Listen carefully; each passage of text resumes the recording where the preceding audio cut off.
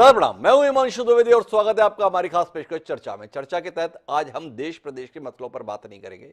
एक बार फिर हमारी बातचीत के केंद्र में अंतर्राष्ट्रीय विषय है। हम रूस यूक्रेन युद्ध के संदर्भ में एक बार फिर आज बातचीत करने जा रहे हैं। बातचीत करने की वजह यह है कि गत 24 फरवरी को रूस ने यूक्रेन पर हमला किया था। रूस ने शुरुआती तौर पर यह माना भी नहीं था कि यह उसका हमला है, बल्कि उसने एक सामान्य सैन्य कार्रवाई के तौर पर परिभाषित किया था। लेकिन पूरी दुनिया ने महसूस किया था कि यह कुछ नहीं, रूस के द्वारा एक संप्रभु राष्ट्र यूक्रेन पर किया गया हमला है। तमाम रक्षा विशेषज्ञ इस आकलन के साथ थे कि यूक्रेन कुछ हफ्ते नहीं बल्कि कुछ दिन भी अगर मुकाबला कर लेगा रूस जैसी महाशक्ति का तो बहुत बड़ी बात होगी। लेकिन 24 फरवरी से अब 24 सितंबर आने को है। यूक्रेन न केवल मैदान में टिका हुआ है, बर रूस की तात्कालिक रूप से ली गई बढ़त को भी अब घटाने में लगा है। पिछले एक हफ्ते से रूस यूक्रेन युद्ध के संदर्भ में जो खबरें छन छन कर बाहर आ रही हैं वो बता रही हैं कि रूस के पैर उखड़ने लगे हैं। जिन शहरों को रूस ने एक लंबी मशक्कत के बाद अपने कब्जे में लिया था, रूस के शब्दों में आज़ाद कराया था, वो वापस अब यूक्रेन के कब्जे में जा रहे हैं। खार्किव जैसा महत्वपूर्ण शहर रूस के कब्जे से निकलकर वापस यूक्रेन के कब्जे में आ गया है। जेलेंस्की अपनी इस उपलब्धि पर न केवल मुग्ध हैं, बल्कि आने वाले समय में रूस को खदेड़ देने के संदर्भ में बड़े बड़े दावे भी करने लगे हैं। समझने की कोशिश करेंगे हम कि आखिर ऐसा हुआ क्या कि रूस जैसी महाशक्ति यूक्रेन जैसे तथाकथित तौर पर पिद्दी देश कहे जाने वाले के मुकाबले में टिक नहीं पा रहा है। जिसने सोचा यह था कि कीव एक हफ्ते या 10 दिन के भीतर हमारे कब्जे में होगा, कीव तो दूर की बात है, खार्किव भी अब उसके कब्जे में नहीं रह गया। तो इसी बात को आज समझने की कोशिश करेंगे। साथ ही समझने की कोशिश हम ये भी करना चाहते हैं कि रूस यूक्रेन युद्ध के परिणाम आने वाले समय में विश्व राजनीति को किस तरीके से प्रभावित करने वाले हैं। जिस तरीके से रूस यूक्रेन पर कब्जा करने में विफल रह रहा है, क्या इसके परिणाम अंतर्राष्ट्रीय स्तर पर अमेरिका के वर्चस्व को बढ़ाने में मददगार होंगे? क्या रूस का अब विश्व में वह सम्मान या स्थान रह जाएगा जिसकी कल्पना राष्ट्रपति पुतिन कर रहे थे कि वह खोई हुई रूस की वैश्विक हैसियत को वापस दिलाएंगे? यूएसएसआर के दौर में जो रूस की पहचान थी उस दौर को वापस दिलाएंगे। क्या वह सपना सपना ही रह जाएगा? तीसरी बात जो समझने की है वो ये कि प्रारंभिक तौर पर जेलेंस्की को मोहरा समझा जा रहा था, पर यह मोहरा वस्तुतः जिसको प्याजे से ज़्यादा हैसियत नहीं मानी जा रही थी, वजीर को पीट दिया है। समझने की कोशिश करते हैं। इस अहम चर्चा का हिस्सा बनने के लिए 4 खास मेहमान हमारे साथ मौजूद हैं। उनसे आपका परिचय कराएं और इस मसले पर कुछ गंभीर विमर्श करें। उससे पहले समय है आज के विचार सूत्र का। हमारा आज का विचार सूत्र रूस पर यूक्रेन की बढ़त को ही समर्पित है। हमारा विचार सूत्र ये कहता है कि असंभव का नाम न लो। इस संभव विश्व में असंभव कहां? राय कृष्णदास ने जो ये बात कही थी, ये रूस यूक्रेन के संदर्भ में तात्कालिक रूप से जो खबरें आ रही हैं उस पर बिल्कुल मुफीद बैठती हैं। कौन सोच सकता था कि रूस को यूक्रेन जैसा देश इस तरीके की शिकस्त देने के कगार पर पहुंच जाएगा? पर ऐसा हो रहा है। स्वयं रूस के समाचार पत्र, रूस का टेलीविजन ये स्वीकार कर रहा है कि पिछले एक हफ्ते से हमारी सेना को बड़ी क्षति उठानी पड़ी है। और इन सब के बीच में एक महत्वपूर्ण खबर जो है वो यह कि दोनों ही देशों के राष्ट्रपति के ऊपर हमले या दुर्घटना की खबरें आई हैं। जेलेंस्की एक कार दुर्घटना में घायल हुए, उनके ड्राइवर को काफ़ी गंभीर चोटें आई। वहीं पुतिन के संदर्भ में बताया जा रहा है उन पर बाकायदा आत्मघाती हमला हुआ। हालांकि दोनों ही राष्ट्रपति सकुशल बचे हुए हैं, पर यह अनायास है या सायास है, इस पर भी हम बात करते हैं। हमारे साथ इस चर्चा का हिस्सा बनने के लिए 4 खास मेहमान हैं। हमारे साथ में जाने माने विदेश मामलों के विशेषज्ञ पूर्व राजदूत बंजी पुरी साहब एक लंबे अंतराल के बाद फिर जुड़े हैं। हमारे साथ रक्षा विशेषज्ञ के तौर पर लेफ्टिनेंट कर्नल रिटायर्ड जेएस सोडी साहब मौजूद हैं। डॉक्टर प्रमोद पाहवा पूर्व राजनयिक एवं विदेश मामलों के जानकार, वह भी हमारे साथ हैं। और साथ ही डॉक्टर ब्रह्मदीप अलूने विदेश मामलों के जानकार एवं वरिष्ठ पत्रकार, वह भी हमारे साथ में। आप सभी का स्वागत है। चर्चा की शुरुआत मैं सोडी साहब से करना चाहता हूं क्योंकि सैन्य हालात क्या हैं ये जानने में हमारी दिलचस्पी है। सोडी साहब से थोड़ा सैन्य हालात को समझते हैं और फिर मंजीपुरी साहब से इसके अंतर्राष्ट्रीय प्रभाव को बूझने की कोशिश करते हैं। तो थोड़ी सा आपसे जानना चाहूंगा, क्या ये खबरें सही हैं कि रूस के कब्जे से यूक्रेन का बड़ा भूभाग छिन गया है? 8,000-9,000 किलोमीटर की बात कही जा रही है कि वापस यूक्रेन ने अपने इलाके को कब्जे में ले लिया है।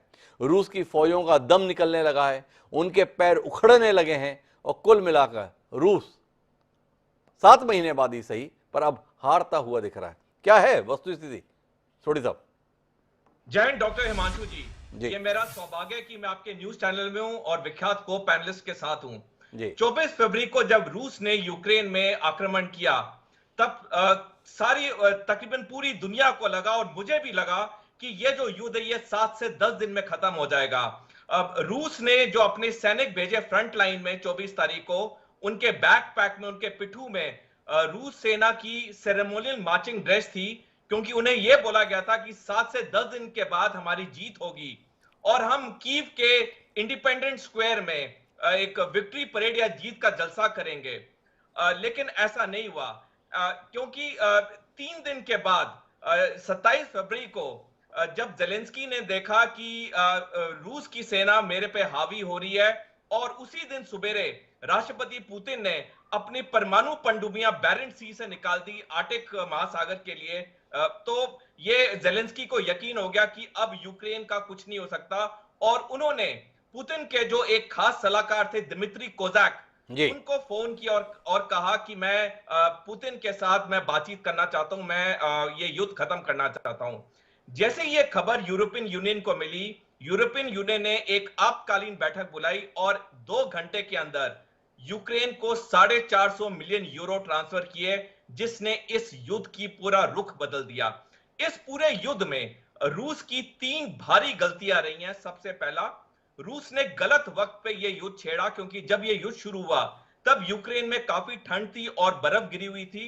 इसकी वजह से रूस के जो टैंक थे और बख्तरबंद गाड़ियां थी वो खुले मैदान का इस्तेमाल नहीं कर पाई, उन्हें रोड पे चलना पड़ा और यूक्रेनी सेना ने उन्हें एक एक करके सत्यानाश कर दिया, नष्ट कर दिया। दूसरी भारी गलती यह हुई कि रूस ने अपनी वायुसेना का इस्तेमाल नहीं किया।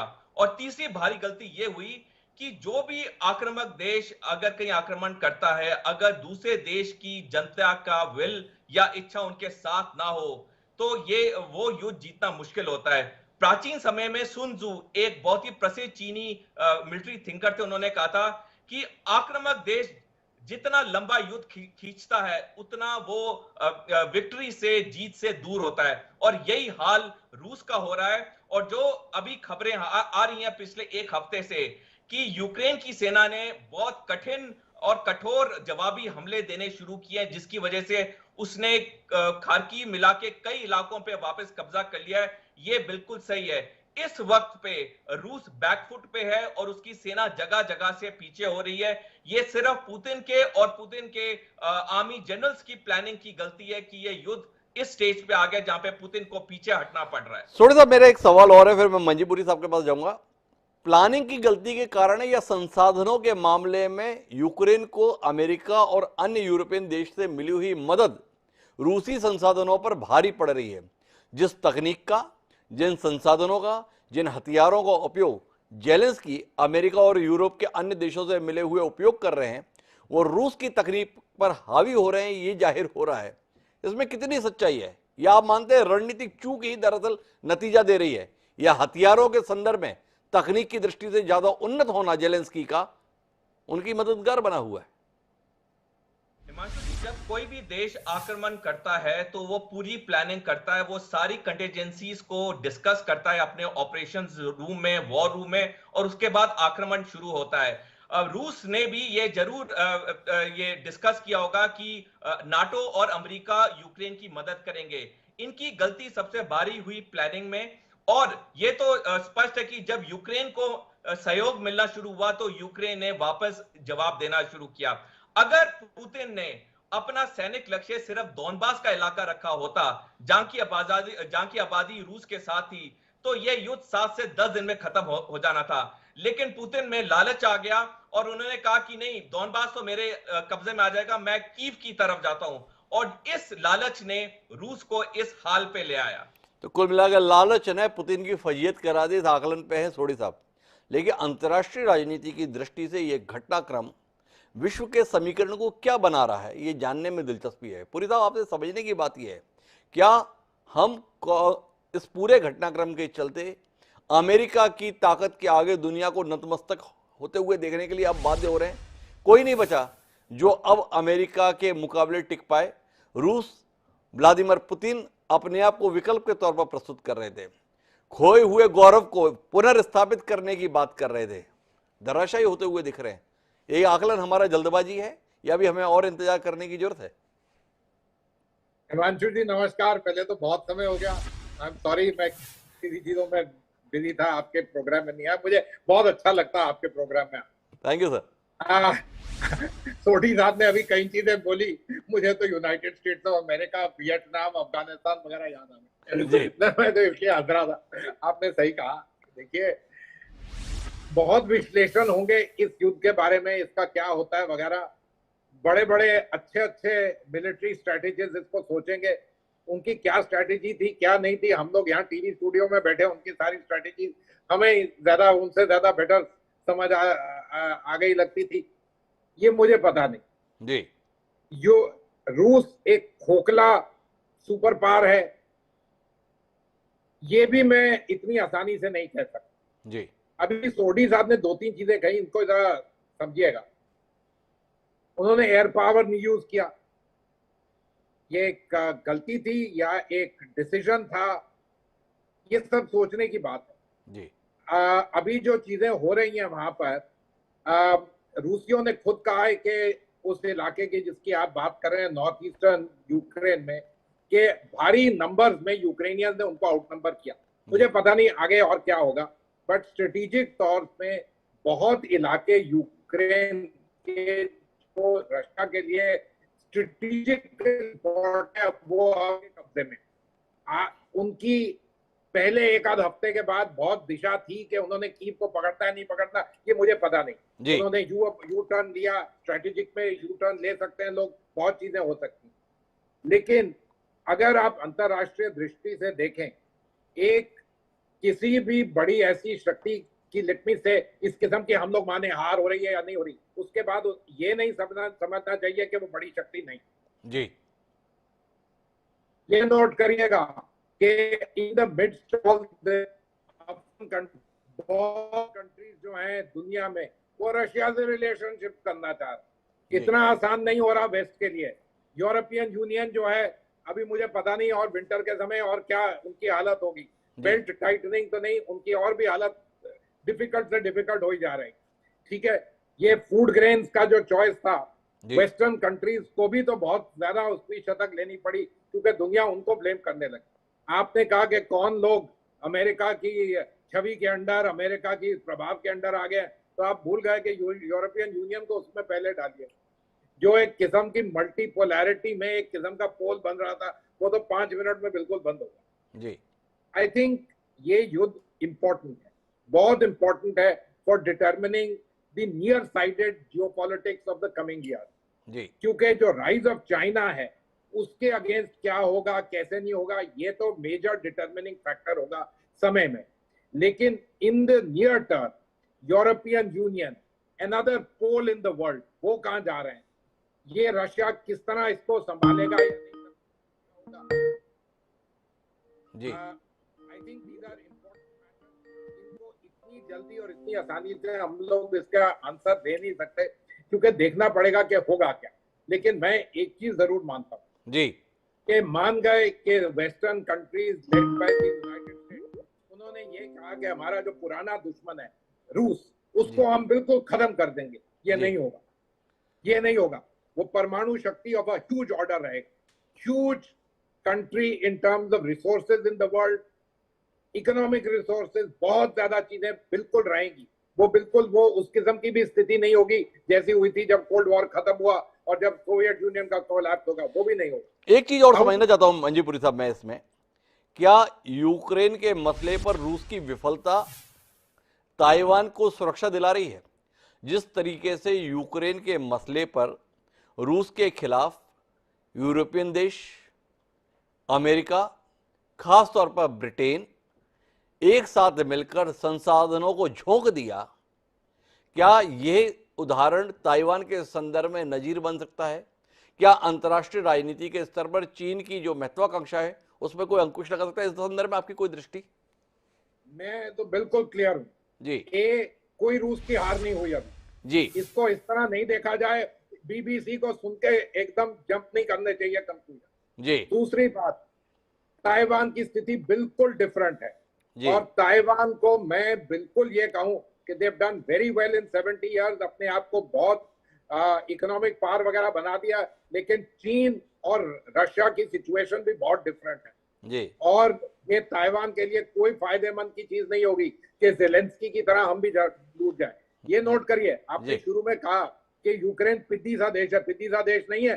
जी 46 million people that would make Ukraine the second largest country in Europe. जी ये इतना बड़ा देश है यूरोपियन संदर्भ में। जी और चाहे आप माने ना माने, 15 मिलियन यूक्रेनियन रेफ्यूजी हैं। यूक्रेन का तो बिल्कुल भट्टा गोल हो गया, इसमें कोई शक की बात नहीं।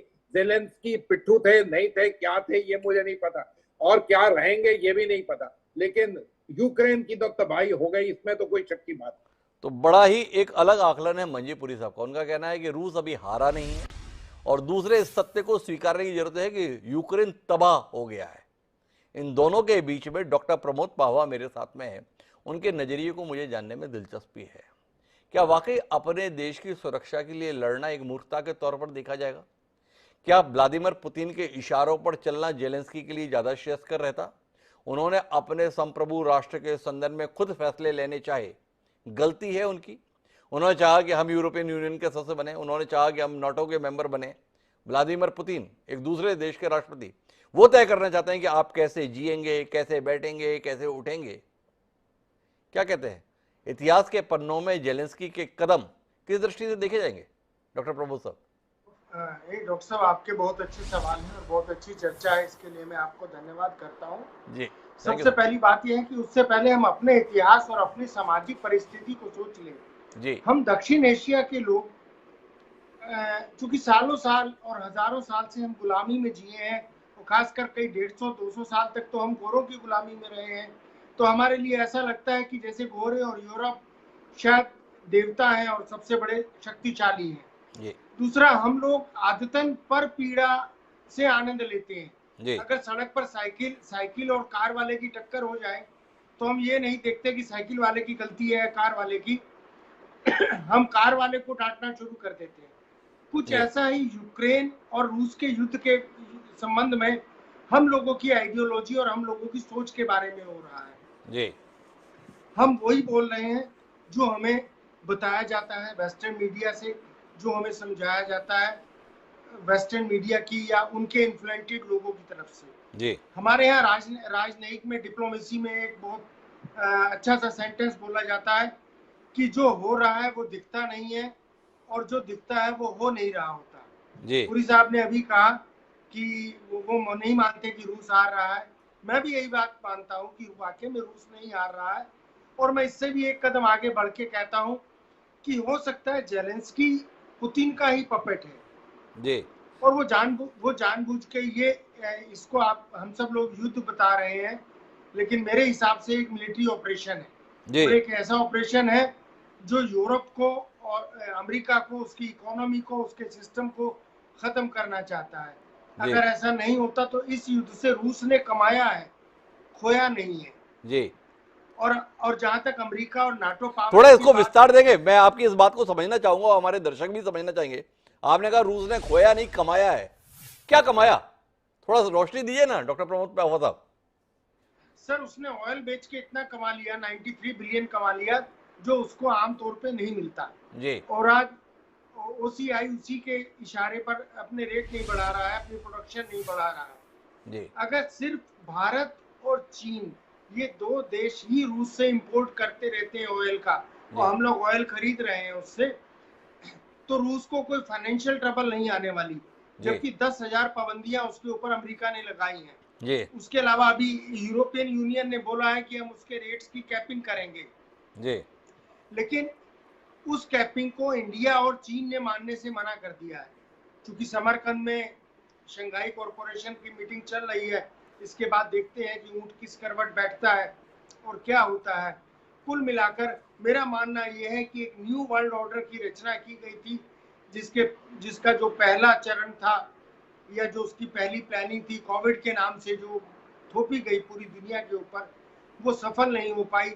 शायद उसके दूसरे चरण में ये सब चल रहा है, क्योंकि अगर ऐसा नहीं होता तो जर्मन के प्रीमियर ने परसों पुतिन को स्पेशल फोन करके बोला है कि आप इस युद्ध को खत्म करें, और उधर से भी, क्रेमलिन से भी कुछ ऐसे संकेत आ रहे हैं। जी जहां तक खारकोव पर यूक्रेन के अटैक की और यूक्रेन के जीतने की बात है, तो हम तो जानते नहीं है, क्योंकि वहाँ पर मीडिया और फ्री मीडिया वहाँ पर अवेलेबल नहीं है।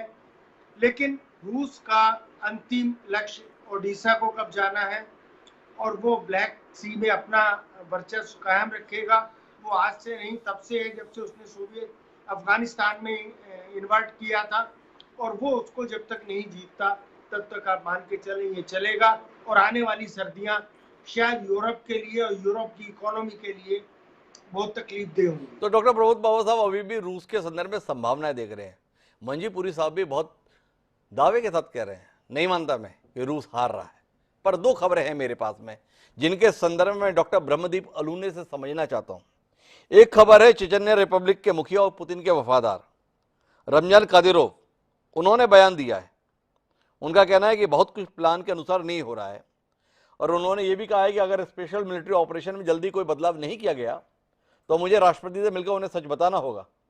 मैं कोई विशेषज्ञ नहीं हूं, लेकिन ये साफ है कि जमीन पर कई गलतियां हुई हैं। कादिरोव ये बोल रहे हैं। पुतिन के लिए बड़ा मजबूत सहयोगी उन्हें माना जाता है। दूसरी जो महत्वपूर्ण बात है वो ये कि स्वयं रूस का टेलीविजन ये बोल रहा है कि पिछला एक हफ्ता हमारी सेना के लिए काफी मुश्किल भरा रहा है। इन दोनों की रोशनी में क्या अभी भी हम ये माने कि पश्चिम का मीडिया जेलेंस्की और यूक्रेन की सफलताओं को ज्यादा बढ़ चढ़कर बता रहा है? रूस कहीं पीछे नहीं हट रहा है? ये खबरें भ्रामक हैं, ये खबरें भ्रम फैलाने के लिए हैं? अगर हैं तो उद्देश्य क्या है? हिमांशु जी, सबसे पहले तो बहुत धन्यवाद, क्योंकि आपके साथ चर्चा करके जो विद्वत्ता का स्तर होता है वो बड़ा शानदार होता है। तो मैं पुनः धन्यवाद दूंगा आपको, बहुत दिनों बाद मिल रहे हैं हम लोग। जी, थैंक यू। देखिए, साम्यवाद एक ऐसी आक्रामक प्रवृत्ति है, एक ऐसी आक्रामक विचारधारा जो बहुत ही अप्रत्याशित होती है जी। आप उस पर भरोसा नहीं कर सकते। मतलब आप यदि ये सोच रहे हैं कि पुतिन, खासकर जब पुतिन की बात होती तो पुतिन जो है वो केजीबी के लंबे समय तक ऑफिसर्स रहे और वो यूरोप में रहे हैं, जहां पर उन्होंने, उनके मन में इतना जहर है, इतनी कड़वाहट है कि वो यूरोप को बर्बाद कर देना चाहते हैं। इसलिए किसी रमजान कादिरोव से या पुतिन के किसी सलाहकार से पुतिन पर क्या फर्क पड़ेगा, ये बहुत सोचने वाली बात है। क्योंकि जो पुतिन का मस्तिष्क है वो अंततः, आपने जिस डिबेट से शुरुआत की थी, अंततः वो पुतिन का मस्तिष्क सोवियत संघ के बारे में सोचता है जो बर्बाद हो चुका है। बहरहाल देखिए, आप इस समूचे मसले को इस प्रकार से देखें कि जो अभी भी रूस का यूक्रेन पर तकरीबन 20% जो हिस्सा है उस पर कब्जा है जी। मान लीजिए कि कुछ ऐसा इलाका है जिस पर यूक्रेन दावा कर रहा है, लेकिन हमें यहाँ यह नहीं भूलना चाहिए कि जो जेलेंस्की है वो अति राष्ट्रवाद का प्रचार करते करते स्वयं को राष्ट्र का हीरो बनाते बनाते एक ऐसे खलनायक है जिन्होंने यूक्रेन को बर्बाद कर दिया है, जो अपने देश की स्थिति की हकीकत को पहचान नहीं पाए कि क्या वो रसिया का सामना कर पाएंगे, और नेटो में शामिल होने की जिद के कारण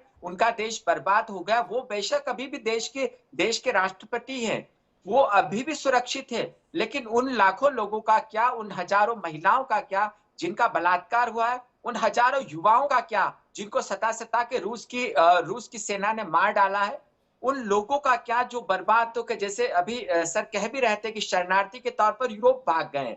ऐसे में पुतिन जो है, पुतिन का मस्तिष्क जो है, देखिए पुतिन के मस्तिष्क को आप कमजोर नहीं कह सकते। इसलिए नहीं कह सकते पुतिन के मस्तिष्क को कमजोर, क्योंकि पुतिन ने सीरिया में भी, मध्य पूर्व में देखिए कमजोर, जब सोवियत संघ टूटता है उसके बाद ये मान लिया जाता है कि रूस तो रेस से बाहर हो चुका है, लेकिन उसके बावजूद पुतिन उठते हैं, और इस कदर उठते हैं कि वो मध्य पूर्व में अमेरिका की जो बादशाहत है उसको चुनौती देते हैं। रूस यहीं पर नहीं रुकता, अजरबैजान और आर्मेनिया में जो उसकी भूमिका है वो इतनी जबरदस्त भूमिका होती कि वो दोनों राष्ट्रों को, वो अजरबैजान को आर्मेनिया की जमीन दिलवा देता है, जबकि आर्मेनिया के साथ उस खड़ा होता है।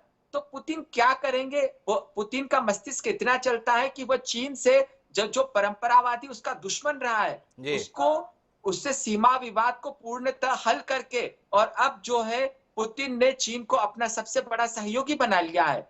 तो साम्यवादी जो प्रवृत्ति है, साम्यवादी प्रवृत्ति इतनी घातक है कि वह जो चीजें हैं उनको दीर्घकालीन स्तर पर ले जाती है, और दीर्घकालीन स्तर पर ले जाकर यदि पूरी ताकत से हमला करती है तो बहुत ही भयानक होगा। डर ये लगता है कि कहीं यूक्रेन से जो लौटती हुई सेना है, देखिए ये इसमें कोई संदेह नहीं है कि पुतिन ने बार बार कहा था यूरोप से कि वो हथियार नहीं दे, लेकिन उसके बावजूद यूरोप ने हथियार दिए हैं। तो पुतिन के मस्तिष्क में कहीं यह तो नहीं कि यूक्रेन से अपनी सेना को वापस बुलाकर कोई रासायनिक हमला कर दे यूक्रेन पर या परमाणु हमला कर दे, क्योंकि यदि यूक्रेन पर ऐसा हमला होता है तो उसका टारगेट पूरी तरीके से यूरोप हो सकता है। इसलिए यहाँ पर यह सोचना जल्दबाजी होगी कि जो पुतिन है वो हार रहे हैं या पुतिन के जो सहयोगी दावा कर रहे हैं, क्योंकि पुतिन यह हमको नहीं भूलना चाहिए कि उस देश में रहने वाले जो लोग हैं, जो उस देश के में रहने वाले लोगों की राजनीतिक समझ है, उससे ज्यादा पुतिन की सामरिक समझ है, क्योंकि उन्होंने केजीबी में लंबा समय बिताया है। उन्होंने गोर्बाचोव के दौर में सोवियत संघ को टूटते हुए भी देखा है, और उन्होंने येल्सिन के दौर में जो रूस है उसको उभरते हुए भी देखा है। हिमांशु जी। तो डॉक्टर ब्रह्मदीप अलूने ने तो मुझे काफ़ी डरा दिया दुनिया के संदर्भ में। वो ये बता रहे हैं, एक कहावत है हमारे यहाँ पे, कहा जाता है कि बाघ जब पीछे हटता है तो इसका मतलब ये नहीं कि वो डर गया है, इसका मतलब है कि वो छलांग लगाने वाला है। कमोबेश ब्रह्मदीप अलूने ने हमें यही बताने की चेष्टा की है कि पुतिन एक करिश्माई व्यक्तित्व हैं, उनके संदर्भ में इतने सरलीकृत तरीके से नतीजे पे पहुंचने की कोशिश मत कीजिए। लेकिन मुझे इस नतीजे पे पहुंचाने के लिए विमर्श कर रहे थे जनरल सोढ़ी साहब, लेफ्टिनेंट कर्नल। तो सोढ़ी साहब के पास वापस जाता हूँ और हमारे 3 पैनलिस्ट एक राय हैं, इतना कमजोर रूस नहीं, इतने कमजोर पुतिन नहीं। सोढ़ी साहब, कुछ मन बदल रहा है आपका? नए सिरे से आप आकलन कर रहे हैं, क्या कुछ वहां पर चल रहा है? क्या नए सिरे से कोई दृष्टि आपके अंदर आ रही है जो आप हमसे साझा करना चाहें? क्या ऐसा हो सकता है? डॉक्टर हिमांशु जी, इसमें तो कोई शक नहीं है कि रूस हो या पुतिन हो, वो कमजोर तो नहीं है। दुनिया के सबसे ज्यादा परमाणु हथियार रूस के पास हैं। लेकिन जो रूस को थोड़ा फायदा हुआ इस युद्ध में, जब ये युद्ध शुरू हुआ तब रूस का यूक्रेन की 7% धरती पे नियंत्रण था, अब 22% है। अब पूरा काला सागर पे रूस का नियंत्रण है। यही चीज रूस 10-15 दिन के अंदर भी कर सकता था यदि उसने अपना सैनिक लक्ष्य सिर्फ डॉनबास का इलाका रखा होता। लेकिन जैसे मैंने पहले बताया, रूस ने लालच में कीव की तरफ बढ़ावा किया, वहां से उसको वापस होना पड़ा, और यूरोपियन यूनियन, नाटो, अमेरिका ने सहयोग किया। ये सारी लड़ाई 10 से 15 दिन की लड़ाई थी। अगर हम अपना इतिहास देखें, 1971 में अप्रैल में तब के प्रधानमंत्री श्रीमती इंदिरा गांधी जी ने आर्मी के सेना अध्यक्ष फील्ड मार्शल मैनेकशॉ को बुलाया और कहा कि आप बांग्लादेश में हमला करिए, तब ईस्ट पाकिस्तान में हमला करिए। फील्ड मार्शल मैनेकशॉ ने कहा कि मैडम, अगर मैं इस वक्त करूंगा तो मैं आपको हार दूंगा, अगर मैं दिसंबर में करूंगा तो मैं आपको जीत का आश्वासन देता हूं। श्रीमती इंदिरा गांधी जी ने मैनेकशॉ पे भरोसा किया और हमने देखा इतिहास 14 दिन के अंदर भारतीय सेना ने पाकिस्तानी सेना को सिर्फ हराया ही नहीं, लेकिन एक नया देश बांग्लादेश वहां पे खड़ा कर दिया। तो आधुनिक समय में युद्ध जितना छोटा होता है उतना असरदार होता है। अब 7 महीने तक ये युद्ध खिंच चुका है। अब डेफिनेटली धरती जादी आ गई। थोड़ा सा मैं बीच में रोकना चाहूंगा, ये 7 महीने तक युद्ध खिंच गया। आप भी मेरे साथ कार्यक्रम में थे और भी सैन्य विशेषज्ञ हमारे साथ में थे, सब बोलते थे इतना लंबा युद्ध लड़ना रूस के बस में नहीं है, रोज का खर्चा इतना है, इतने पैसे ही नहीं है, इतनी हैसियत ही नहीं है। पर हम देख रहे हैं, हमारे साथ में बैठे हुए हैं डॉक्टर प्रमोद पावा साहब, वो बोल रहे हैं कि रूस जो है युद्ध भी बढ़िया लड़ रहा है और पैसे भी ठीक ठाक कमा रहा है। तो कुल मिलाकर थोड़ा नए सिरे से सोचने की जरूरत आप महसूस नहीं कर रहे हैं कि हमें नए सिरे से विचार करने की जरूरत है कि दरअसल पुतिन करना क्या चाह रहे हैं? हिमांशु जी, एक चीज तो क्लियर है कि पुतिन के दिमाग में शुरू से यह था पूरे यूक्रेन पे कब्जा करना, जो उसमें सफल नहीं हुए। उन्हें 7 महीने के बाद उन्हें डॉनबास पे ही आना पड़ा। अगर शुरू में वो डॉनबास ही करते तो ये युद्ध 10 से 15 दिन के अंदर खत्म हो जाता। अभी भी रूस शायद जीत जाएगा, क्योंकि अगर देखेगा कि यूक्रेन ज्यादा हावी हो रहा है तो वो परमाणु हथियार गिरा देगा। दूसरे विश्व युद्ध में भी ये हुआ, जब अमेरिका ने देखा कि जापान हावी हो रहा है, उसने 6 और 9 अगस्त को हिरोशिमा नागासाकी में एक एटम बम गिराया। उसका नतीजा यह हुआ कि 15 अगस्त को जापान ने आत्मसमर्पण किया और 2 सितंबर 1945 को दूसरा विश्व युद्ध खत्म हो गया। तो ऐसे केस में तो पुतिन ये भी कर सकते हैं। लेकिन अगर सैनिक लिहाज से देखें तो ये युद्ध 10 से 15 दिन से ज्यादा का नहीं था, जो अब 7 महीने तक खिंच गया है। तो सोढ़ी साहब इसी बात पर अड़े हुए हैं कि युद्ध जबरदस्ती ज्यादा लंबा खींच दिया, पुतिन कहीं ना कहीं तो चूके हैं। पर मैं दूसरे नजरिए पे बात करना चाहता हूं, मंजीपुरी साहब आपके पास आना चाहता हूं। पुतिन बार बार धमका रहे थे, बार बार चेतावनी दे रहे थे, बार बार आगाह कर रहे थे दो बातों को लेकर। एक कि नाटो की सदस्यता ना दी जाए यूक्रेन को, और दूसरा उनका था कि हथियार ना दिए जाएं यूक्रेन को। मेरे पास सूची है, अमेरिका और यूनाइटेड किंगडम, ये दो देश ही ऐसे हैं जिन्होंने खुले हाथों से यूक्रेन को साजो सामान उपलब्ध कराया है। फ्रांस, जर्मनी, इनके संदर्भ में डाटा देखता हूं तो जैसे औपचारिकता पूरी की है, ऐसा लगे हमने मदद की भी है, और अगर पुतिन फोन करे तो कहेंगे अरे हमने कहां कोई मदद की है। इसके संदर्भ में कोई दृष्टि है आपकी? क्या देख रहे हैं आप? क्या वाकई पुतिन अभी भी यूरोप के अन्य देशों को डराते हैं? अन्य देश अभी भी रूस से डरते हैं, पुतिन से डरते हैं? इसके संदर्भ में कोई आकलन आपका, पुरी साहब? नहीं हिमांशु जी, मैं पहले एक छोटी सी बात कहूँ जी। मैं अपने सब बाकी साथियों को सुना, सोडी साहब को भी सुना। ये सब बातें तो विश्लेषण की बातें, हमारी अपनी पर्सपेक्टिव है जी। लेकिन एक चीज आप मानेंगे कि सुपर पावर्स हारते नहीं है, ज्यादा से ज्यादा विड्रॉ करते जी। ठीक है, उसमें अमेरिका सबसे बड़ा चैंपियन जी।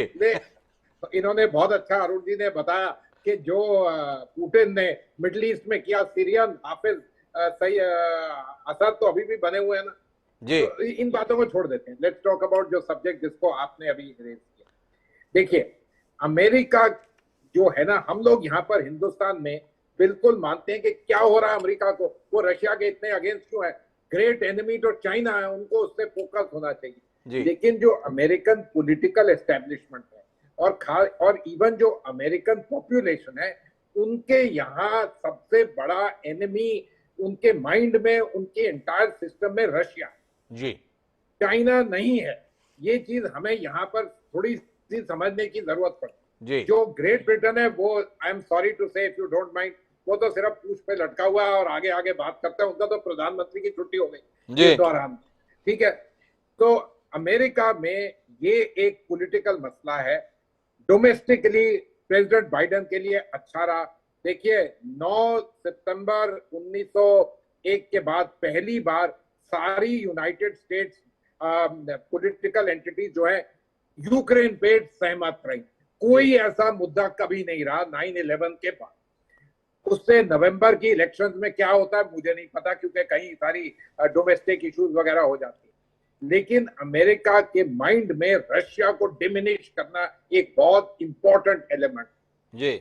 यूरोपियन संघ जो है, तभी मैंने आपको शुरू में कहा, आपने कहा कि बाकी सब लोग तो पता नहीं पीछे हट रहे हैं नहीं हट रहे। यूरोपियन संघ विदाउट एनी डाउट जितना भी अपने आप को मल्टीपोलैरिटी में एक पोल बताने की कोशिश कर रहे थे, हुआ तो ये कि 24 फरवरी के साथ ही साथ उनकी बिल्कुल जिसको कहते हैं टूटी बजती बंद हो जी। और प्राइस वो ही दे रहे हैं।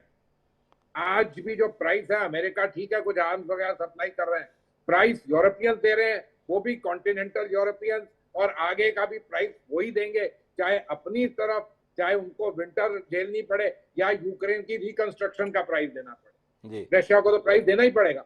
आफ्टर ऑल, चाहे हम माने ना माने, पोलाइट करें, डिप्लोमेसी करें, जो भी करें, उन्होंने तो आक्रमण किया, उनको तो इसका प्राइस तो देना ही पड़ेगा, और वो जरूर दे रहे हैं।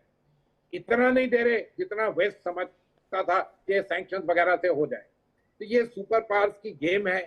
इट इज मैं तो बिल्कुल मानता हूं कि ज़ेलेंस्की, इनफैक्ट ज़ेलेंस्की को नहीं सिर्फ ब्लेम करेंगे। जब से कोल्ड वॉर खत्म हुआ, Ukrainian leadership was unable to, जिसको कहते हैं, यूक्रेन के इंटरेस्ट को संभाल नहीं पाई।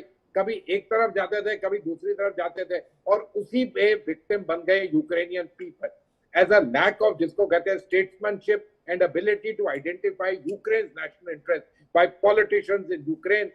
वो बार बार कभी यूरोपियन से, कभी अमेरिकन से, कभी रूसियों के साथ उनसे प्रभावित होते रहे। तो मंजीपुरी साहब इस आकलन के साथ है कि रशिया और यूक्रेन जैसे देश जो अस्तित्व में आए यूएसएसआर के विखंडन से, सोवियत संघ के विखंडन से, उसके बाद से यूक्रेन का दुर्भाग्य ये रहा कि वहां पर देश हित को प्राथमिकता देने वाला कोई नेतृत्व विकसित ही नहीं हो पाया। रूस का यह सौभाग्य रहा कि उसे व्लादिमीर पुतिन मिले जो देश के विषय में सोचते हैं, पर यूक्रेन के पास ऐसा कोई नेता नहीं मिला जो उस देश के संदर्भ में सोचे, दूसरों के हाथों से में खेलने वाले नेता मिले और नतीजा यह है कि एक देश के तौर पर यूक्रेन तबाह होता हुआ दिख रहा है। लेकिन मैं डॉक्टर प्रमोद पावा आपके पास में आना चाहता हूं उस बिंदु पर जहां पर मुझे लेकर गए हैं मंजी पुरी साहब, अमेरिका की सियासत के संदर्भ में। सोढ़ी साहब बार बार इस बात को कहते हैं कि ये युद्ध 10 या 15 दिन में खत्म हो जाना चाहिए था, खत्म नहीं हुआ। उसका एक बड़ा कारण यूरोपियन देश और उससे भी कहीं ज्यादा अमेरिका के द्वारा उपलब्ध कराया गया साजो सामान, सहायता, जेलेंस्की को भरी गई हवा, अगर हम देशी शब्दों में कहें, वो एक बड़ा कारण। आपसे समझना ये चाहता हूं, क्या बाइडेन अमेरिका में अपना वर्चस्व बनाए रखने के लिए यूक्रेन की तबाही की कहानी लिख रहे हैं? इस संदर्भ में आपका कोई आकलन? सर ऐसा है, इससे पहले हमको थोड़ा सा पुतिन की पर्सनैलिटी के बारे में सोचना पड़ेगा जी। पुतिन ना तो पॉलिटिशियन है ना आर्मी ऑफिशियल्स हैं, वो उन दोनों से भी बढ़ के कुछ है जी। और जिस संस्था या जिस प्रशिक्षण से वो निकल के आया है वो मल्टीविटामिन होती है जी। वो सभी चीजें जानता है, साम दाम दंड भेद चारों गुण साथ में लेकर चलता है जी। अगर आज अमेरिका साथ दे रहा है, हम कहते हैं अमेरिका साथ दे रहा है, यूरोप साथ दे रहा है, मेरा मानना ये है कि एक्सिल ऑफ द टेरर या एक्सिल ऑफ द वॉर ना अमेरिका है ना यूरोप है, ब्रिटेन है जी। और जैसा कि कहा था एटॉमिक अटैक होने के लिए मेरा अपना सोचना ये है कि अगर कभी एटॉमिक अटैक हुआ इस दुनिया में, हालांकि ऐसा नहीं होता क्योंकि महाशक्तियां आमने सामने नहीं आती है क्यूबन फैक्टर को छोड़ के जी, तो ब्रिटेन के ऊपर होगा और ब्रिटेन को ही सेंटर माना जाएगा इस सब के लिए। यूरोप आज नहीं तो कल धीरे धीरे अलग अलग हो जाएगा, टूट जाएगा। फ्रांस, जर्मनी कहीं ना कहीं ये ब्रिटेन का साथ देने वाले नहीं है जी। आप ये क्यों नहीं सोचते कि अगर सोवियत संघ को गार्बाचोव के माध्यम से अमेरिका तोड़ सकता है तो पुतिन अमेरिका को क्यों नहीं तोड़ सकता किसी ट्रंप के माध्यम से या बाइडेन के माध्यम से। हालांकि बाइडेन से कोल्ड वार के जमाने के जो है उनकी अपनी सोच अभी तक वो चल रही है, लेकिन वहां की जो भी आइडियोलॉजी है या वहां का जो भी तंत्र वहां का बना हुआ है वो अब इतना सक्षम नहीं रहा कि रूस के साथ बिल्कुल सामने आमने की लड़ाई लड़ ले, क्योंकि यूरोप उसको उतना कोऑपरेट नहीं कर रहा है जितना उसको उम्मीद थी जी। ये इस युद्ध को, यूक्रेन के युद्ध को धीरे धीरे अमेरिका चाहता है कि एशिया में ले आया जाए, दक्षिण एशिया में ले आया जाए और रूस और चीन चाहते हैं कि इसको अफ्रीका तक ले जाकर और अपना वर्चस्व वहां पर कायम रखें। आप इसको युद्ध कहते हैं, मैं इसको फॉल्स फ्लैग ऑपरेशन कहता हूं जो रूस की तरफ से किया जा रहा है और जिसमें जेलेंस्की पुतिन को साथ दे रहे हैं। हालांकि ये बात सुनने और कहने में प्रमोद पावा जी बिल्कुल एक अलग ही नजरिया दे रहे हैं। उन्हें बार बार लगता है कि आप खामखा में जेलेंस्की को जो है अमेरिका या यूरोपियन यूनियन का पिट्ठू के तौर पर देख रहे हैं। वो तो दरअसल पुतिन के ही मददगार बने हुए हैं, क्योंकि पुतिन की जो मंशा है उसमें जेलेंस्की की भूमिका कहीं ना कहीं मददगार के तौर पर है। यह आकलन डॉक्टर प्रमोद पावा का है। लेकिन मैं डॉक्टर ब्रह्मदीप आपके पास में इस पूरी चर्चा से अलग एक और बिंदु पर बतौर पत्रकार राय मशवरे के लिए आना चाहता हूं और जानना यह चाहता हूं कि इन सारी खबरों के बीच में एक और खबर मीडिया में सुर्खियों में है और वो सुर्खियों में इस बात को लेकर है कि रूस में जो अरबपति हैं उनकी बड़ी संख्या में रहस्यमय परिस्थितियों में मौतें हो रही हैं। उनमें से कई इस युद्ध के संदर्भ में, इस हमले के संदर्भ में अपनी राय नकारात्मक रूप से जाहिर किए हुए हैं। खबरें हैं कि 6 महीने में 7 ऐसे बिजनेसमैन जो देश की पहचान थे वो संदिग्ध परिस्थितियों में मारे गए। आपसे समझना ये चाहता हूं बतौर पत्रकार, वस्तुतः ये संदिग्ध परिस्थितियां भी मीडिया की उपज है, अर्थात पश्चिम मीडिया की, जो सामान्य मौतों को भी संदिग्ध करार देना चाहता है। पुतिन के संदर्भ में एक वातावरण बना के देना चाहता है कि रूस में भी उनकी स्थिति अच्छी नहीं है, क्योंकि अपने संपर्कों में जिन रूस के लोगों से बात करते हैं वो तो यही बोलते हैं कि पुतिन आज भी हीरो हैं। तो थोड़ा आपका आकलन मिले कि एलेक्जेंडर ल्यूकोव, मिखाइल वॉटफोर्ड से लेकर रविल मगनवो, इन सब की मौतों के संदर्भ में आप किस नजरिए के साथ हैं? देखिए हिमांशु जी, जो साम्यवाद होता है वहां पर नियंत्रित अर्थव्यवस्था होती है। कुल मिलाकर सारी व्यवस्थाएं नियंत्रित होती है, समाज भी नियंत्रित होता है, व्यक्ति भी नियंत्रित होता है, सब नियंत्रित हो जाता है। जी मतलब आजादी कुछ होती नहीं है। जिस जो आपने प्रश्न पूछा, तो मैं गोरबाचोव को याद दिलाऊंगा इस बारे में कि जो गोरबाचोव है वो साम्यवादी कलेवर से सामने आए थे, लेकिन दुनिया उनको इसलिए याद करती है क्योंकि वो साम्यवादी देश के राष्ट्रपति बनके पहली बार उन्होंने लोगों को आजादी का स्वाद चखवाया था और मजदूरों से कहा था कि आप हड़ताल कीजिए, जी लोगों से कहा कि आप सरकार की आलोचना कीजिए। और जब लोगों ने हड़ताल करने लगे, सरकार की आलोचना करने लगे, तो अंततः ये हुआ कि सोवियत संघ टूट गया। जी और यही जो कसक थी, यही जो जो यह गुस्सा जो था, ये पुतिन के मन में यही गुस्सा था कि आखिर गोरबाचोव ने ऐसा किया क्यों था। और यही कारण है कि गोरबाचोव के अंतिम संस्कार में नहीं गए, मतलब जो हमारी हिंदू माइथोलॉजी में अंतिम संस्कार ही कहेंगे,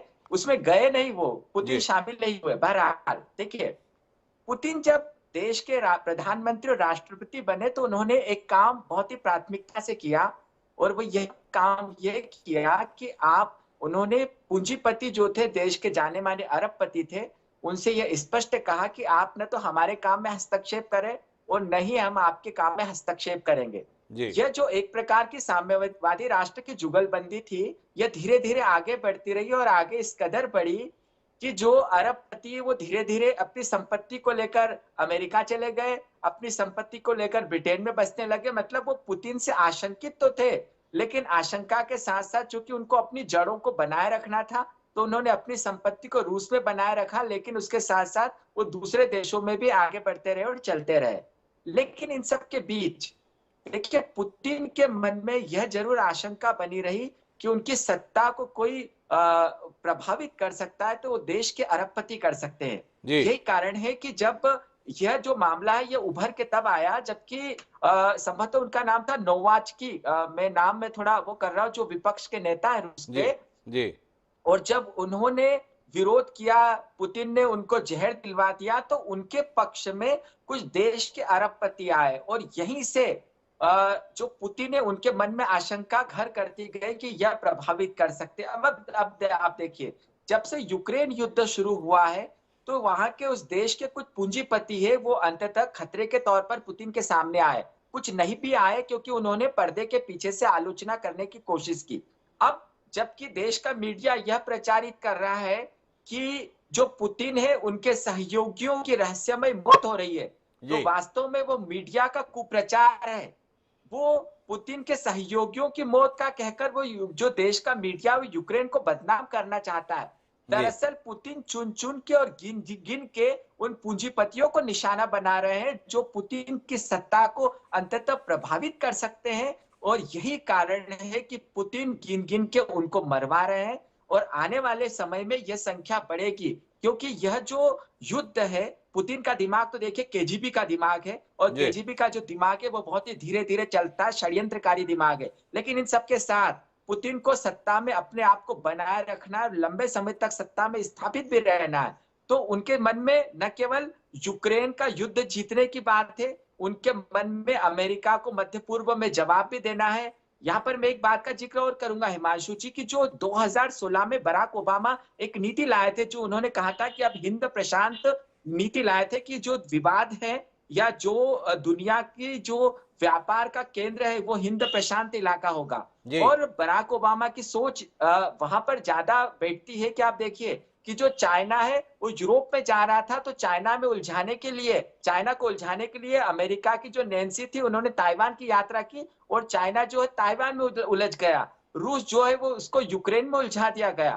तो इस पश्चिम की इस नीति को, उलझाने की नीति को पुतिन बेहतर तरीके से जानते हैं, और पुतिन यह भी जानते हैं कि जो अरबपति इनका पैसा पश्चिम में लगा हुआ है, यही कारण है कि पुतिन चुन चुन के उन लोगों को मरवा रहे हैं। निशान बना रहे हैं। लेकिन मैं मंजीपुरी साहब, ब्रह्मदीप अलूने जी बार बार साम्यवादी बात कर रहे हैं। क्या व्लादिमीर पुतिन को आप साम्यवादी चेहरे के तौर पर आकलन कर पाते हैं? आपके पास इतना लंबा तजुर्बा रहा है, या व्लादिमीर पुतिन को एक पूंजीवादी सोच के व्यक्ति के तौर पर देख पाते हैं? क्या है व्लादिमीर पुतिन? साम्यवादी, समाजवादी, पूंजीवादी, कौन से वादी? देखिए, मैं ये जो बहुत बड़े बड़े लफ्ज हैं, शायद इनको समझता नहीं हूँ बहुत अच्छी तरह। मैं आपको सिंपल सी बात कहूंगा, वो एक अथॉरिटेरियन रूल है जी, और अथॉरिटेरियन रूल में वो कोई ब्रुक नहीं करते किसी की किसी की जिसको कहते हैं हस्तक्षेप। आपको याद है बहुत साल पहले वो रूसी कॉन्स्टिट्यूशन डिमांड करती थी कि 2 टर्म के बाद आदमी प्रेसिडेंट नहीं रह सकता, तो उन्होंने दिमित्री मेदवेदेव को प्रेसिडेंट बना दिया, खुद प्राइम मिनिस्टर बन गए। ये आपने कभी किसी देश में देखा? और वही 2 साल के बाद 2 टर्म के बाद वापस आ गए और अब प्रेसिडेंट फॉर लाइफ घूम रहे हैं। ये अथॉरिटेरियन, जो लोग उनको लगता है कि ये कुछ ना कुछ कर सकते हैं उनकी अथॉरिटेरियन रिजीम के अगेंस्ट, यानी कि उनके रहने पे जिसको कहते हैं कि कुछ ना कुछ गड़बड़ कर सकते हैं, वो उनके खिलाफ सब किस्म का एक्शन ले सकते हैं। मैं नहीं कह सकता उनको मरवाया, ये मेरे पास कोई एविडेंस नहीं है उस किस्म की चीजों के लिए, लेकिन वो हैं अथॉरिटेरियन रूलर। और जिसको ये कहें कि अभी रूस में कंप्लीट उन्हीं की बात चल रही है, इसमें तो कोई शक नहीं होना चाहिए। जहां रहा ये जो पूंजीपति, देखो इन्होंने वही किया जो पुरानी समय से रूसी लोग करते थे।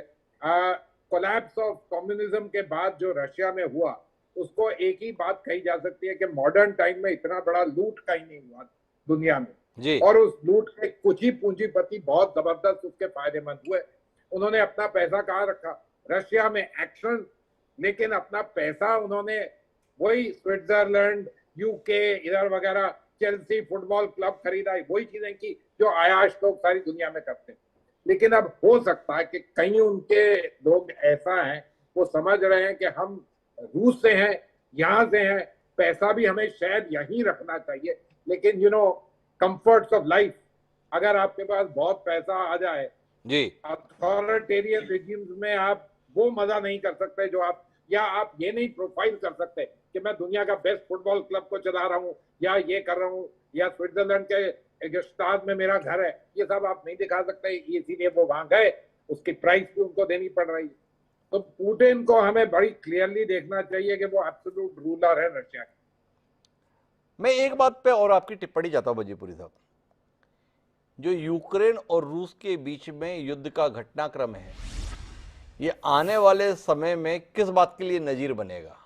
ऐसे हमले कर दिए जाए पड़ोसी मुल्क पे, या इस रूप में देखा जाएगा कि हमला करना ठीक बात नहीं है, कुल मिला के हिस्से में नुकसान आता है? क्योंकि हर घटना के संदर्भ में आदमी को सबक लेना होता है, देश को सबक लेना होता है, दुनिया को सबक लेना होता है। क्या अभी जल्दबाजी होगी सबक लेने के संदर्भ में, या आप मानते हैं कि अभी इतना सबक तो हमें ले ही लेना चाहिए?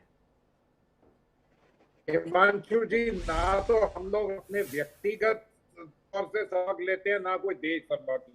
तो ये बात होती तो जिसको कहते हैं कि वियतनाम के बाद अमेरिका तो कहीं जाता ही नहीं, मैं आपको बार बार उसका याद दिला रहा हूं उसके बारे में। ये देश ऐसे नहीं करते, तौर तरीके देशों के और हम लोगों के इंडिविजुअली वही हैं कि हेजेमनी अपनी देश की उसको आगे करिए, वो ही तौर तरीके हैं, और सिर्फ उसके जो जिसको कहते हैं टूल्स बदल गए हैं, मॉडर्न मेथड्स बदल गए हैं, लेकिन हमारी आकांक्षा, our desire, influence of the others, be on top of the others, वो ही रहते हैं।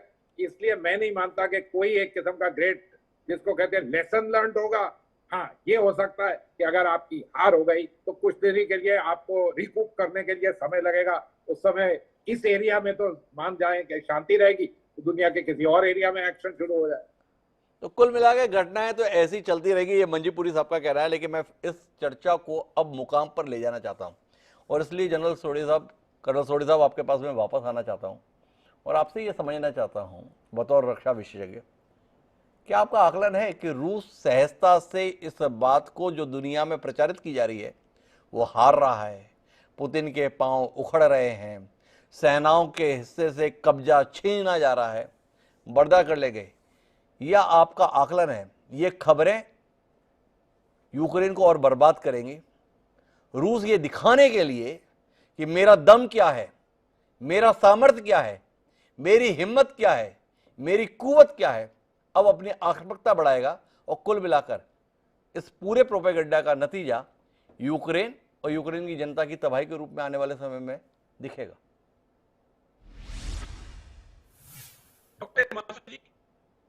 फुट पे है, उसकी जगह जगह से उसकी तेजा पीछे हो रही है। आपने दो महत्वपूर्ण बातें थोड़ी देर पहले बताई, एक रमजान कादिरोव का बयान और दूसरा रूसी मीडिया में कई बयान आए।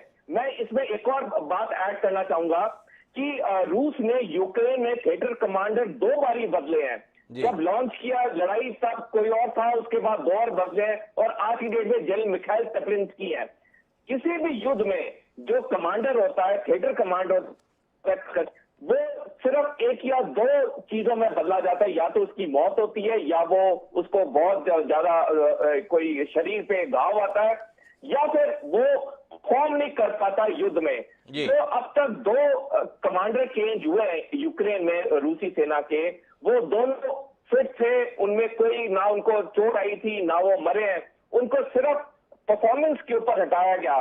तो ये बहुत बड़ा इंडिकेटर है कि अगर ये युद्ध राष्ट्रपति पुतिन के प्लान के मुताबिक जा रहा होता, वो कभी भी यूक्रेन में अपना थिएटर कमांडर नहीं बदलते। जैसे मैंने पहले कहा, फाइनली रूस ये युद्ध जीत जाएगा, क्योंकि उसके बाद बहुत ज्यादा परमाणु हथियार है। वो किसी भी वक्त अगर एक भी परमाणु हथियार डालेगा तो जो यूक्रेन का विल पावर है वो सारा टूट जाएगा, जैसे जापान में हुआ था दूसरे विश्व युद्ध में। लेकिन मैं फिर कहूंगा कि ये युद्ध इतना लंबा खिंचना बिल्कुल ये नहीं था। अगर इनकी प्लानिंग सही होती, ये युद्ध 10 से 15 दिन के अंदर खत्म हो जाना था। सोडी साहब, आप मेरे सवाल का उत्तर नहीं दिए। मैंने आपसे जो एक बुनियादी सवाल किया है, क्या आने वाले समय में आप यूक्रेन में एक बड़ी तबाही देख पा रहे हैं बतौर रक्षा विशेषज्ञ? क्योंकि जिस तरीके से मीडिया में प्रचारित किया जा रहा है, रूस के पैर उखड़ रहे हैं, पुतिन हार रहे हैं, रूस की सेना भाग रही है, क्या एक महाशक्ति अपने संदर्भ में इस प्रकार के प्रचार को बर्दाश्त कर लेगी, या प्रतिक्रिया में कुछ ना कुछ ऐसा जरूर करेगी ताकि लोगों को समझ में आए कि वो गलतफहमी के शिकार थे? सवाल है, इसका उत्तर आपसे अपेक्षित है। डॉक्टर मांझी, इसमें कोई शक नहीं कि रूस बहुत एक कठोर कदम उठाएगा आने वाले वक्त में, और वो न्यूक्लियर हथियार का इस्तेमाल भी हो सकता है। क्योंकि जो अब राष्ट्रपति पुतिन के जो ईगो पे हर्ट हो गया है, जो उनकी छवि में एक फर्क आ गया अंतर्राष्ट्रीय स्तर में कि उनकी सेना पीछे हट रही है, वो इसका बदला लेने के लिए आने वाले दिनों में और तक हमले करेंगे और परमाणु हथियार का भी इस्तेमाल कर सकते हैं। तो सोडी साहब, मेरी इस आशंका के साथ में हैं, तो मैं ऐसे में एक बार फिर मंजूपुरी साहब आपके पास आना चाहता हूं आखिरी टिप्पणी के लिए इस कार्यक्रम की, कि कुल मिलाकर इस युद्ध जो कुछ चल रहा है, इसके नतीजे को लेकर कोई आकलन आपके पास है कि आखिर अंतिम मुकाम क्या है? एक देश के तौर पर यूक्रेन का खत्म होना, या बीच में मध्यस्थता की कोई राह आपको दिखाई दे रही है? नहीं, बात इतने पे ही बन जाएगी शायद। क्या देख पा रहे हैं आप? हिमांशु जी, मैं अगेन आपको दोबारा कहूं कि मैं नहीं मानता कि रूस की बहुत बड़ी यहाँ जीत हो रही है। और नहीं, बिल्कुल नहीं। ठीक है, उन्होंने कई स्ट्रेटेजिक पॉइंट्स वगैरह उन्होंने कब्जा कर लिया, उनके लिए स्ट्रेटेजिकली काफी एडवांटेज हो गया, वो अलग था जी। उनके यहाँ चोट भी पहुंची है, जैसे कर्नल साहब कह रहे हैं कि कमांडर चेंज कर, ये सब बिल्कुल बात है। मैं सिर्फ इतना कहना चाह रहा हूं यहाँ पर कि मैं होप करता हूं कि इस किस्म की चीज में ये जो ईगो की गेम है ये अब चल चुकी है, ये इतना ना हो जाए कि दोनों साइड से कुछ ऐसी चीज हो जाए जिसके बारे में यहाँ पर टिप्पणियां हो रही हैं। मैं ये भी बोलना चाहता हूँ कि अभी तक मुझे इस चीज का जरा खेद है कि संयुक्त राष्ट्र के जो सेक्रेटरी जनरल है, उन्होंने बहुत कम भूमिका प्ले की। एक वो ह्यूमैनिटेरियन असिस्टेंस के लिए फूड ग्रेन निकालने के लिए उस समय वो टीवी पे आ गए। नहीं, मैं मानता हूं कि अब ये शुरू में करना चाहिए था, नहीं किया, कोई फर्क नहीं। अब कोई फर्क तो नहीं कह सकते, हो गया जो भी हो गया। लेकिन ये किस्म की सिचुएशन लानी कि हम आपको सबक सिखा देंगे, आइदर साइड, दोनों साइड। इस समय सेक्रेटरी जनरल जो अपनी सेकेंड टर्म कर रहे हैं, भूतपूर्व प्रधानमंत्री थे पोर्चुगल के, बहुत वरिष्ठ इंटरनेशनल नेता है, और हमें सबको पता है कि क्या किस तरह यूनाइटेड नेशन चलता है, यूनाइटेड स्टेट्स का कितना प्रभाव है ये वो। लेकिन ये समय है कि इस किस्म के कोई एफर्ट जरूर करने की जरूरत है कि भाई अब आप लोग बहुत लड़ चुके हैं, इसको जरा थोड़ा सा कम करिए, क्योंकि इसके जो नतीजे हैं आप दोनों के बीच में तो होंगे ही होंगे, इसमें दुनिया के और देशों में भी नतीजे हो रहे हैं, चाहे ऑयल एंड गैस प्राइसेस की वृद्धि हो, चाहे फूड ग्रेन्स की कमी हो, फर्टिलाइजर्स के प्रॉब्लम हो, बहुत चीजें हो। देखिए, किसी किस्म का जिसको कहते हैं फेस सेविंग आंसर निकालने की कम से कम कोशिश तो करनी चाहिए। You can't just leave it कि एक तरफ से जिसको कहते हैं बड़ा हथियार वाला रूस, उसको पीटता जाता थोड़ा बहुत, वो बस थोड़ा बहुत, ज्यादा नहीं। जिसको आपने कहा कि 7 महीने के बाद भी उसके पास क्षमता है कि कैन कंटिन्यू, क्योंकि कंटिन्यू क्या, वो तो लगाए हुए 100-200 गन, उनको मारते जाते रहे, बिल्कुल फायर करी जा रहे हैं। कोई और तो उससे ज्यादा वो कर नहीं रहे। ये नहीं है कि लाख सोल्जर लगा दिए वहां पर कि वो मर जाएं, ये वो सब तो नहीं हुआ। लेकिन ये समय है कि दुनिया के जो बिग लीडर्स हैं, यूएन सेक्रेटरी जनरल खासकर, अपने आप को एक्सर्ट करना चाहिए। इसे कहते हैं अनुभव, जो मंजू पुरी साहब ने हमारे साथ में साझा किया। ये भूमिका केवल रूस और यूक्रेन के युद्ध का फैसले के संदर्भ में इंतजार करने की नहीं, बल्कि आने वाले तबाही के अंदेशे के मद्देनजर समय रहते कदम उठाने की है। संयुक्त राष्ट्र संघ जैसी संस्था अगर दुनिया में अस्तित्व में है तो खेद की बात है कि ऐसे गंभीर मौके पर वह अपनी भूमिका नहीं निभा रही है। रूस और यूक्रेन, पुतिन और जेलेंस्की क्या कर रहे हैं, उससे भी कहीं ज्यादा महत्वपूर्ण अब यह है कि दुनिया को बचाने का दायित्व जो अपने कंधों पर मानता है संयुक्त राष्ट्र संघ, वो क्या कर रहा है। उसकी खामोशी, उसकी गैर मौजूदगी सवाल पैदा कर रही है। अब समय आ गया है कि समय रहते वह संगठन अपनी भूमिका निभाए और इस युद्ध की त्रासदी से न केवल रूस और यूक्रेन को बचाए, बल्कि संभावित खतरों से देश को भी बचाए। क्या संयुक्त राष्ट्र संघ ऐसी भूमिका निभाएगा, जानने में हमारी दिलचस्पी रहेगी। अब चारों मेहमानों का बहुत बहुत धन्यवाद हमारे साथ इस चर्चा का हिस्सा बनने के लिए। समय है अब आज के शेर का। हमारा आज का शेर यूक्रेन को समर्पित है। जो भी है, यूक्रेन मैदान में डटा हुआ है, टिका हुआ है। तो यूक्रेन की भावनाओं को व्यक्त करता हुआ हमें आज कमाल का शेर मिला है। इसमें एक शब्द है मुश्तहर, इसका मतलब है ऐलान कीजिए, घोषणा कीजिए। तो हमारा शेर ये कहता है कि मैं जिंदा हूं, यह मुश्तहर कीजिए। मैं जिंदा हूं या मुश्तहर कीजिए, मेरे कातिलों को खबर कीजिए। साहिर लुधियानवी कमाल के गीतकार हुए हैं, उन्होंने ये लाइनें हमें दी। हमें लगा यूक्रेन के लोग रशिया के लिए इस समय यही कह रहे हैं कि मैं जिंदा हूं, मुश्तहर कीजिए, मेरे कातिलों को खबर कीजिए। अब इसके साथ मुझे इजाजत दीजिए, कल फिर मिलते हैं नए विषय के साथ। तब तक के लिए सलाम।